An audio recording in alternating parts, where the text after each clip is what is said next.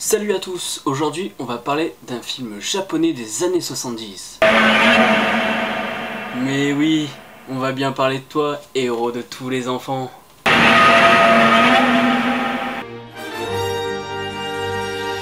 respecte ton avis, mais en tout cas, c'est pas le mien, donc c'est pas le bon, tu vois ce que je veux dire. Non mais je l'ai vu 6614 fois alors. Vous l'aurez compris, nous allons parler de Godzilla. Plus précisément, Godzilla vs Megalon. Un mélange de Kaiju Eiga et de Tokusatsu. En bref, une coopération d'un Godzilla ami des humains et d'un Megazord à la Power Rangers. Bien sûr que je sais que tu n'as pas voulu être aimé des humains.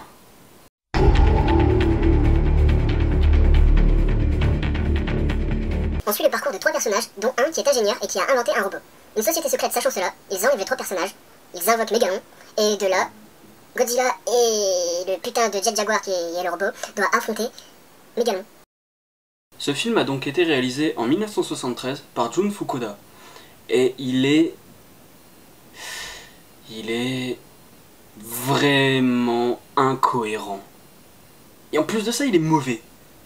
Donc, je vais vous laisser prendre le temps. Parce qu'il va falloir s'accrocher là. Parce que je vais vous montrer tous les problèmes. Vous êtes prêts? Allez, on y va.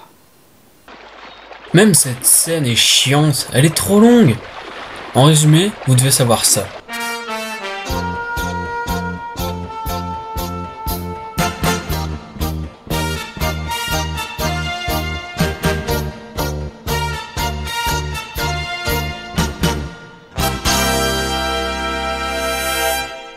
Après cet incident, ils rentrent chez eux et se font agresser. Je vous montre pas la scène, on n'y croit pas du tout. Pas du tout. Après ce nouvel incident, l'ingénieur termine son robot. Il faut savoir que ce film s'adresse plus à des enfants qu'à des adultes. Et honnêtement, le robot...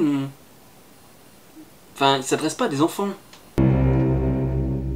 Voilà, c'est pas... Non, fait pas un peu flipper.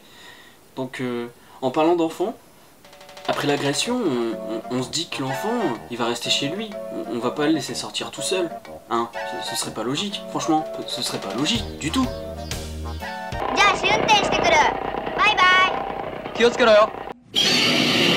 Non mais oui, t'as raison. Y a pas de raison de s'inquiéter. Bon, ben, en fait, il y avait des raisons de s'inquiéter. En même temps, vous trouvez pas que le grand frère est trop con de laisser son petit frère se barrer comme ça, non? Mais oui, c'est clair. Tout à l'heure, j'ai énoncé dans le synopsis une société secrète. Mais est-ce que je vous ai dit que cette société secrète était typique de la science-fiction psychédélique des années 70? Je pense que cet extrait suffit pour comprendre ce que je voulais dire. Mais oui, c'est clair. Par ailleurs, cette société secrète vit sur l'île de Pâques.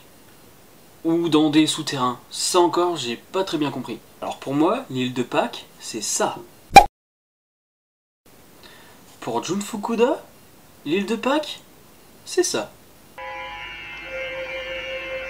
Pour expliquer ce phénomène, je vais utiliser des mots propres à un youtubeur assez connu.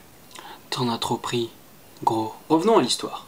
Le gamin est kidnappé, qui lui-même sert d'appât pour kidnapper les 2 adultes, puis le gamin et un des adultes se retrouvent enfermés dans un conteneur qui doit lui être foutu dans la faille qu'il y a dans le lac. Ça, on ne sait pas pourquoi. Mais ce qu'on sait, c'est que les 2 mecs qui sont engagés pour faire ça ne posent pas de questions, seront payés très cher. Et voilà ce qui se passe à un moment.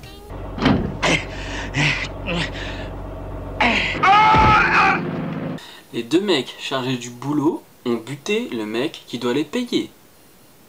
Vous faites quoi vous à leur place? Moi perso, je fous pas le conteneur dans la faille. Bah regardez ce que eux ils font.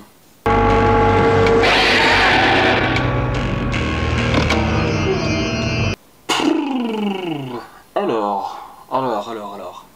Soit les 2 chauffeurs sont très cons, soit au Japon il y a un aspect du travail que nous on n'a pas encore compris en France en fait. C'est peut-être ça la différence. Mais je pense plus qu'en fait ils sont cons. Mais oui, c'est clair. Bien évidemment, ils arrivent à s'en sortir, et on t'apprend que le robot, qui s'appelle Jet Jaguar, a appelé Godzilla pour aller bastonner Mégalon. C'est ça Godzilla? Avec ses yeux globuleux, on dirait un mogwai.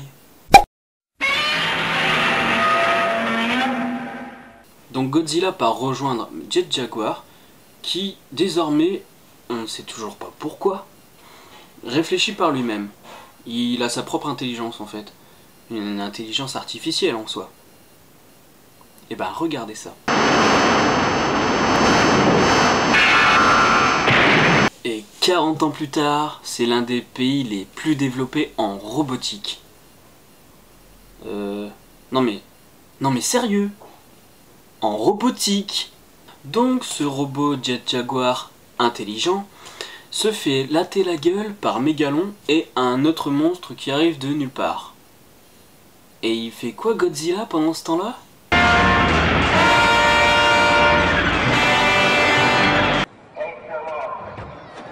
Bon, Godzilla arrive tout de même à la rescousse. Il y a un combat de catch 2 contre 2, en moins spectaculaire, mais c'est pas vraiment ça le souci en fait de ce combat. Tout d'abord, le nombre de plans qui évoquent une expression du genre je vais te péter ta gueule moi.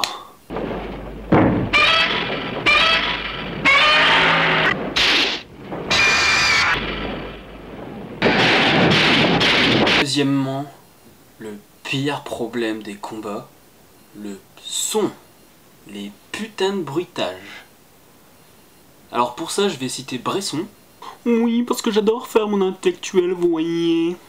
Oui, tout à fait, oui, oui. Bresson disait donc dans ses notes sur le cinématographe, il faut que les bruits deviennent musique. Et ben dans ce film, si les bruits deviennent musique, ça s'apparenterait plus à de la musique de connards comme Maître Gims et j'en passe, ou Black M encore. Donc je vous laisse apprécier le doux son de cette musique.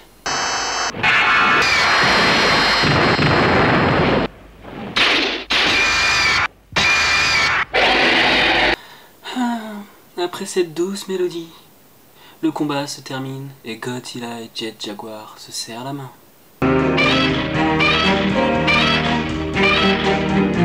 Ah oui, et ce que je vais vous montrer là, c'est pour tous ceux qui se sont plaints de la fin du Godzilla de 2014. Vous savez, les humains qui acclament Godzilla et qui part en héros. Regardez ça, franchement, regardez. Godzilla! Bye bye!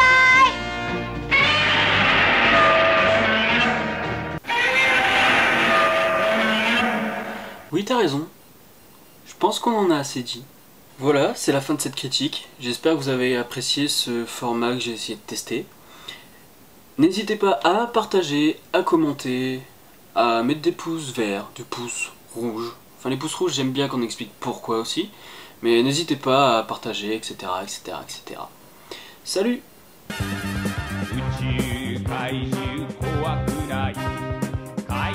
Personnages, dont un qui est un gernier, putain, dont un qui est un gernier. Putain!